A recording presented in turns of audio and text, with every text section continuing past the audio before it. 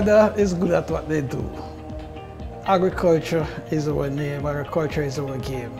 Since COVID, we have really learned a lot. And to manage this database of over 240,000 farmers and to provide the kind of service and demand that the farmers place on the authority and our householders, it has really been a challenge, a good learning curve, and I think we are doing great with that.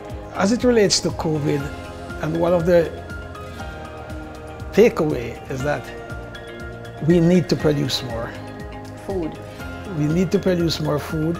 We need to have good storage capacity. We need to empower our farmers.